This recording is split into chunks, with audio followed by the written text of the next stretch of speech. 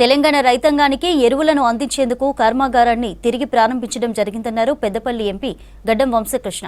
కేంద్ర బీజేపీ ప్రభుత్వానికి తెలంగాణ రాష్ట్రంపై ప్రేమ లేదన్నారు.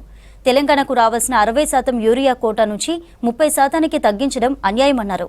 యూరియా కొరతపై కేంద్ర మంత్రుల దృష్టికి తీసుకువెళ్తామన్నారు. పెద్దపల్లి జిల్లా రామగుండం ఎరువుల కర్మాగారాన్ని సందర్శించారు ఎంపీ గడ్డం వంశీకృష్ణ. కేంద్ర ప్రభుత్వం చేస్తున్న కుట్రలను రానున్న రోజుల్లో ఎండగడతామన్నారు ఎంపీ. సిడబ్ల్యూసీ కమిటీ ప్రకారం నీటి విషయంలో తెలంగాణకు అన్యాయం జరుగుతుందన్నారు. బనకచర్ల ప్రాజెక్టు విషయంలో కేంద్రంపై పోరాడతామన్నారు ఎంపీ వంశీకృష్ణ. తెలంగాణ రైతాంగానికి ఆర్ఎఫ్సిఎల్ అండగా ఉంటుందని చెప్పి ఆ ఆలోచనతోటి మరి స్థానికులకు ఉపాధి కల్పించే ఆలోచనతోటి మళ్ళీ తిరిగి ఆర్ఎఫ్సిఎల్ ఓపెన్ చేయడం జరిగింది. మరి ఇప్పుడు దాదాపు 10 సంవత్సరాల తర్వాత ఇవాళ మన రైతాంగం మళ్ళా కష్టాలు చూస్తుంది. యూరియా షార్టేజ్ అని చెప్పి గత నెల రోజుల నుంచి నడుస్తున్నది మీరు అందరు చూస్తున్నారు. మరి ఈ విషయం పైన బీజేపీ పార్టీ మంత్రివర్గంతో కూడా సీఎం రేవంత్ రెడ్డి గారు కూడా మాట్లాడడం జరిగింది.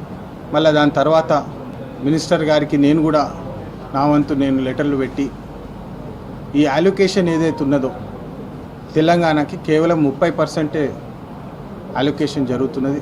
మరి ఇంతకుముందు 60% అలొకేషన్ ఉండింది ప్రొడక్షన్లో. మరి ఇట్లా ఎందుకు జరుగుతుందని చెప్పి ప్రశ్నించడం జరిగింది.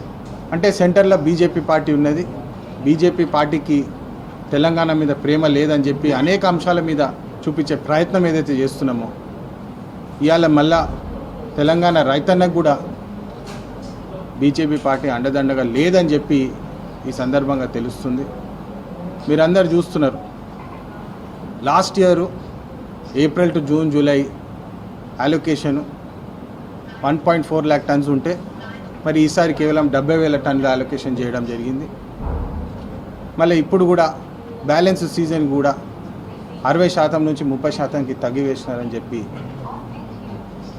స్పష్టంగా తెలుస్తుంది. దీన్ని ఎట్టి పరిస్థితుల్లో మేము వ్యతిరేకిస్తాం. బీజేపీ పార్టీ స్టేట్స్కు ఉన్నది అలొకేషన్ తెలంగాణ స్టేట్కి వచ్చేది కూడా డైవర్ట్ చేసి బీజేపీ పార్టీ స్టేట్స్కి తీసుకుపోవడం ఎంత న్యాయం అని చెప్పి ప్రజలు కూడా గమనించాలి. అలొకేషన్ పాయింట్ ఆఫ్ వ్యూ ఒకటి, ఉపాధి పాయింట్ ఆఫ్ వ్యూ ఒకటి, ఈ 2 అంశాల మీద మేము ఇప్పుడు వచ్చే మాన్సూన్ సీజన్లో పార్లమెంట్లో కూడా మేము దీని మీద పోరాడతామని చెప్పి మళ్ళొకసారి అందరికీ తెలియజేస్తూ తెలంగాణ రైతాంగానికి న్యాయం జరిగేటట్టు ఆర్ఎఫ్సిఎల్ అలొకేషన్ మన హక్కుతోటి తీసుకునేటట్టు ఈ మాన్సూన్ సీజన్లో పోరాడతామని చెప్పి మళ్ళొకసారి అందరికీ భరోసా ఇస్తున్నాం. ఈ అన్యాయం ఏదైతే జరుగుతుందో బీజేపీ పార్టీ ఏదైతే ఈ కుట్ర జరుగుతుందో సెంటర్కి వెళ్ళి తెలంగాణ అవుట్పుట్ తగ్గించాలని చెప్పి తెలంగాణ రైతాంగాన్ని కష్టించాలని చెప్పి ఏదైతే ఈ కుట్ర జరుగుతుందో దాన్ని ఎట్టి పరిస్థితుల్లో మేము అడ్డుకుంటాం.